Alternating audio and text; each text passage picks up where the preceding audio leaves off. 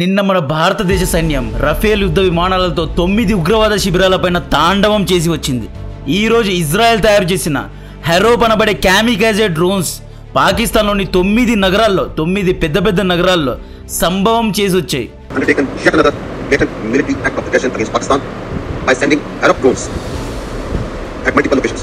Operation Sindoor అయిపోయిందిలే అనుకున్నారా? Indian army full మూడ్లో ఉంది. ఇండియా పాకిస్తాన్ పైన దాడి చేస్తూ ఉంటే స్టాక్ మార్కెట్ ర్యాలీ అవుతోంది. అంటే స్టాక్ మార్కెట్ లాభాల్లో ఉంది. అంటే భారతీయ ఇన్వెస్టర్స్ కూడా వెళ్ళి ఇంకా డ్యాన్స్ చేసి రండి అంటున్నారు. ఆకలితో ఉన్న సింహాన్ని పందుల ఫ్యాక్టరీలో వదిలేసి వెళ్ళిపోతే, లాక్ చేసి వెళ్ళిపోతే ఎలా ఉంటుందో నెక్స్ట్ అలా ఉండబోతోంది. ఈరోజే కొన్ని భారతీయ రాక్షసి విమానాలు దీపావళి చేశాయి. ఈ వీడియోలో ఆ రాక్షసి విమానాల గురించి చెప్తా. దీన్ని అందరూ చూడాలి. దీన్ని మీకెంత వీలైతే అంతమందికి షేర్ చేయండి. వీడియోను లైక్ చేయండి. డెఫినెట్గా చాలా ఇంట్రెస్టింగ్ వీడియో ఇది. పాకిస్తాన్లో భారతీయ యుద్ధ డ్రోన్స్ ఒకటి తర్వాత ఒకటి దాడులు చేసుకుంటూ పోతున్నాయి. నేను ఇంతకు ముందు వీడియోలో చెప్పానా లేదా, 21st సెంచరీలో డ్రోన్స్ ద్వారా యుద్ధాలు జరుగుతాయి అని.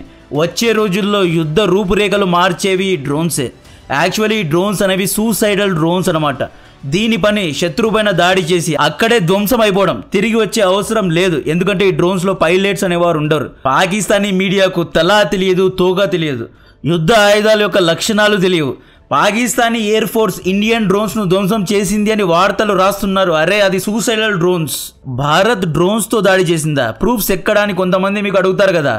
ఈ DGISPR అఫీషియల్గా ఎస్, మా 9 పెద్ద నగరాల్లో భారత్ తాండవం చేసింది, దాడులు చేసింది అని పెట్టిన ఈ వీడియోను అందరికీ షేర్ చేయండి. ఈ వీడియోను కట్ చేసి అందరికీ షేర్ చేయండి. భారత్లో ఉన్న కొంతమంది 0.5 గాళ్లకు కడుపు మండిపోతూ ఉంటుంది. సోషల్ మీడియాలో వచ్చి పిచ్చి కూతలు కూస్తున్నారు. ఈ గొడవను మొదలుపెట్టింది భారత్ కాదు, కానీ ముగించేది మాత్రం భారతే. ఈ గొడవల్లో ఆఖరిగా బార్డర్ను దాటేది భారతీయ సైనికుడే. భారత్లో అక్రమంగా చొరబడి ఉన్న ఆ 0.5 గాళ్లకు చెబుతున్నా, దయచేసి ఇక్కడ నుండి వెళ్ళిపోండి. ఇప్పుడే మీ బాబుని వేసి వచ్చారు. నెక్స్ట్ మీ వంతే. నెక్స్ట్ NRC తీసుకొస్తారు. భయంకరంగా మీ పైన దాడులు జరుగుతాయి. వెంటనే ఎక్కడి నుండి వచ్చారో అక్కడికి వెళ్ళిపోండి. ఇక్కడ ఓటర్ ID, ఆధార్ కార్డు అన్నీ తెచ్చుకొని భారత్ లోపల మీ విషయాన్ని చిమ్మొద్దు. ఇక నుండి ప్రతిరోజు ఉదయం పాకిస్తాన్ మద్రసా స్పీకర్స్లో హఫీజ్ సయీద్ మసూద్ అజర్ యొక్క వికారమైన గొంతు వినబడదు. భారత్గా జంగ్లీ జహాజ్ ఆయేగా అని వినిపిస్తుంది. జంగ్లీ జహాజ్ అంటే పాకిస్తానీ ఉర్దూలో రాక్షసి యుద్ధ విమానం అని అర్థం. ఈరోజు ఉదయాన్నే ఇండియన్ ఆర్మీ డ్రోన్స్తో ఎలా స్వాగతించిందో ఈ వీడియోను ఒకసారి చూడండి.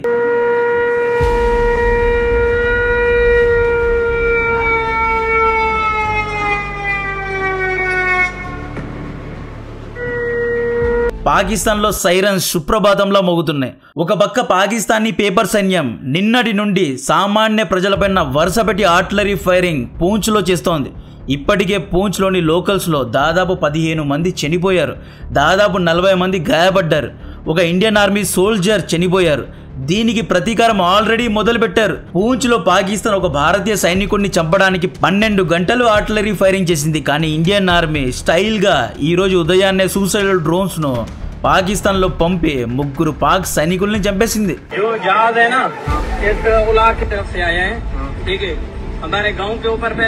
ఇంకా మనం BLA యుద్ధ వీరులు చంపుతున్న పాక్ సైనికులను మన అకౌంట్లో వేసుకోవడం లేదు.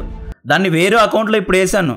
అది మన అకౌంట్లో వేసుకుంటే లెక్క వేరేలాగా ఉంటుంది. దాన్ని యాడ్ చేయాలి అంటే లెక్క పెట్టడానికి వేళ్ళు సరిపోవు. TTP ఫైటర్స్ ఎంతమంది చంపారు అనేది కూడా మన అకౌంట్లో వేయలేదు. ఈరోజు ఆల్ పార్టీ మీటింగ్ జరిగింది. ఈ మీటింగ్లో డిఫెన్స్ మినిస్టర్ ఆపరేషన్ సింధూర్ ఇంకా అయిపోలేదు అన్నారు.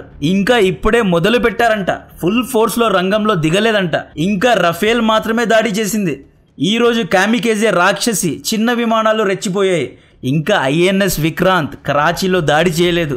INS అరిహంట్ కోరలు విప్పలేదు. INS అరిఘాట్ సబ్మరైన్ నుండి ఫైరింగ్ జరగలేదు. ఇంకా అరేబియన్ మహాసముద్రంలో ఫుల్ ఫ్లెడ్జ్గా మిజైల్స్ దింపలేదు. కామికాజే డ్రోన్స్కి అక్కడి ముల్లాలు అల్లా బచావ్ అంటున్నారు. కానీ INS విక్రాంత్ను దించితే ఏమంటారో అర్థం కావడం లేదు. కొన్ని గంటల నుండి ఈ ఆర్టికల్స్ చూడండి. పాకిస్తాన్లోని 6 ముఖ్య నగరాల్లో, పంజాబ్ క్యాపిటల్ అయిన లాహోర్లో, సింధ్ క్యాపిటల్ అయిన కరాచీలో, పెద్ద క్రికెట్ ప్లేయర్స్ ఉన్న రావల్పిండిలో, ఇలా 9 చోట్ల సీరియల్గా వరుసపెట్టి ఇండియన్ డ్రోన్స్ దాడి చేసి వచ్చాయి అని పాకిస్తానీ న్యూస్ మీడియానే చెప్తోంది. బలోచ్ యుద్ధ వీరులు స్వాతంత్రాన్ని ప్రకటించారు. అఫీషియల్గా పాకిస్తాన్ 2 ముక్కలైంది. నిన్నటి నుండి బలోచ్ వీరులు వరుసబట్టి పాకిస్తానీ సోల్జర్స్ను చంపేస్తున్నారు. మనం ఇంతకుముందు చెప్పాం కదా, LOCలో పాకిస్తాన్ ఆర్మీని భారత్ బిజీగా ఉంచింది. పాకిస్తాన్ ఆర్మీ బలోచిస్తాన్, ఖైబర్ పఖ్తూన్ఖ్వా, సింధ్ నుండి తమ సోల్జర్స్ను, తమ యుద్ధ ఆయుధాలను, తమ యుద్ధ తోపులను, తమ వార్ ట్యాంకర్స్ను, తమ విమానాలను LOC వైపు తీసుకొచ్చారు. కాబట్టి బలోచిస్తాన్ ఫ్రీ అయిపోయింది. ఫ్రీగా బలోచ్ యుద్ధ వీరులు అక్కడ ఆక్రమించుకొని కూర్చున్నారు. ఇప్పుడు బలోచిస్తాన్ అనేది సపరేట్ దేశం అయిపోయేలా ఉంది. భారత్ మొట్టమొదటిగా చేయాల్సిన పని బలోచిస్తాన్ని సపరేట్ దేశంగా గుర్తించాలి. యూఎన్లో ఈ ఇష్యూను తీసుకువెళ్ళాలి. యూఎన్లో బలోచ్ రిప్రజెంటేటివ్స్ని పెట్టాలి. బలోచిస్తాన్ ఫ్రీడమ్ గురించి రెఫరెండంలో ప్రతి దేశంలో తీసుకురావాలి. యూరోప్, అమెరికా ఇలా ఇతర దేశాల్లో బలోచిస్తాన్ యొక్క ఎంబసీను పెట్టాలి. బలోచిస్తాన్ను వేరే దేశంగా ప్రకటించాలి. 1971లో ఎలాగైతే బంగ్లాదేశ్ను సపరేట్ దేశంగా చేశారో బలోచిస్తాన్ను కూడా సపరేట్ దేశంగా చేయాలి.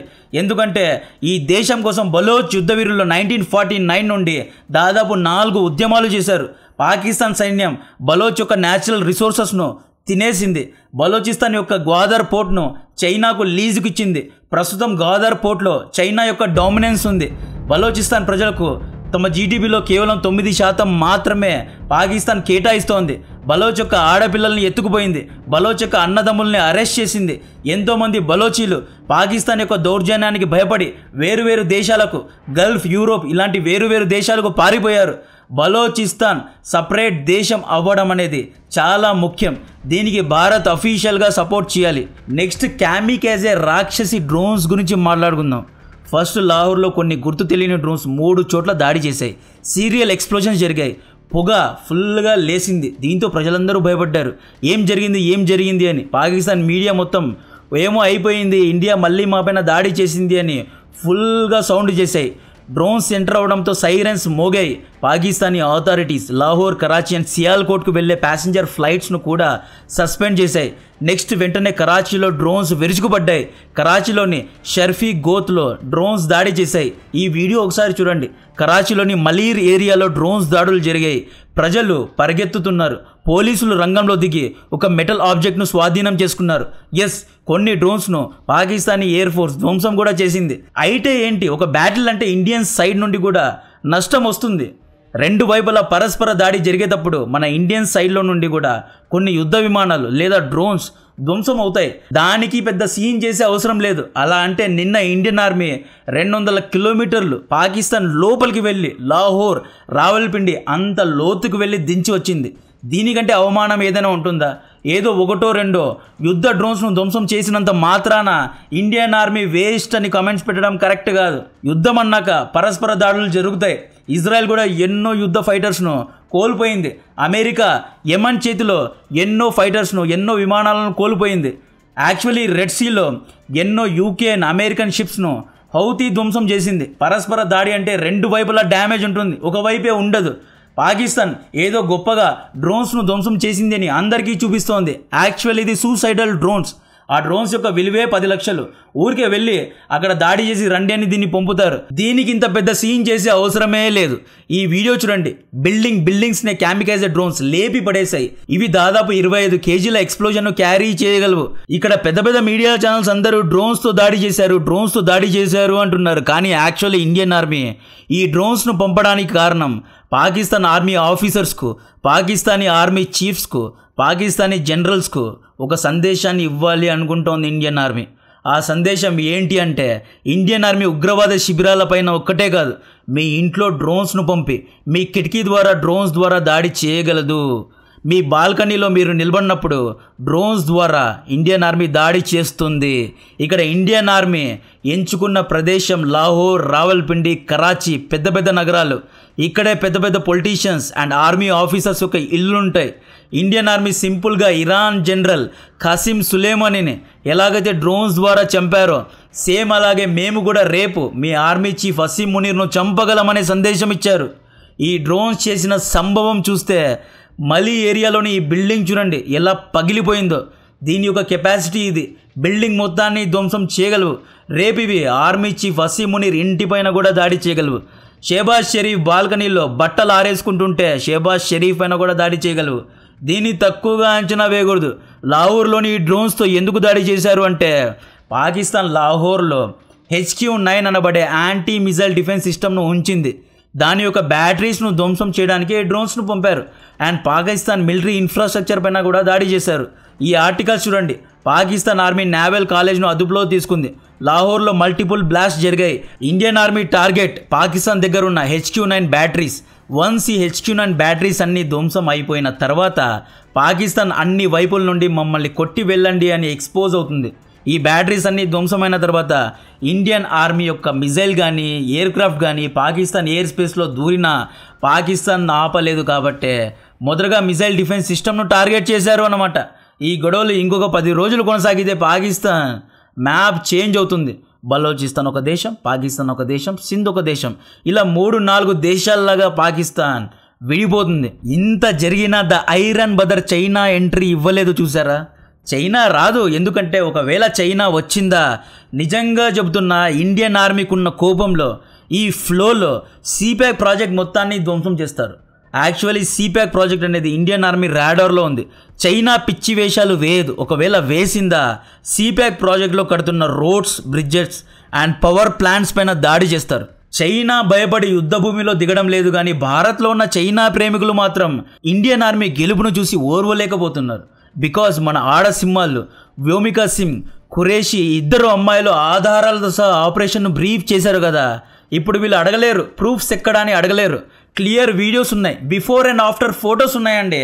హఫీజ్ సయీద్ మద్రసా ఇంతకుముందు ఇలా ఉండేది, దాడి చేసిన తర్వాత ఇలా అయింది అనే ఆధారాలు పెట్టారు. మసూద్ అజర్ యొక్క మద్రసా ఇంతకుముందు ఇలా ఉండేది, టార్గెట్ హిట్ అయిన తర్వాత దాడి చేసిన తర్వాత ఇలా అయిపోయింది అని క్లియర్గా ప్రూఫ్స్ పెట్టారు కదా. ఇంత క్లియర్గా ప్రూఫ్స్ పెట్టారు కాబట్టి అందరూ నోటి మీద వేలేసుకొని sorry sir, okay sir, all right sir అంటున్నారు. ఇండియన్ ఆర్మీను ఇలాగే సంబోధించాలి. రేపు ముక్కు ముఖం తెలియనోడు ఇండియన్ ఆర్మీ దగ్గరకు వచ్చి ప్రూఫ్స్ ఎక్కడా అని అడగకూడదు. ఫస్ట్ వీడియోలో మనం ఇదే చెప్పుకున్నాం.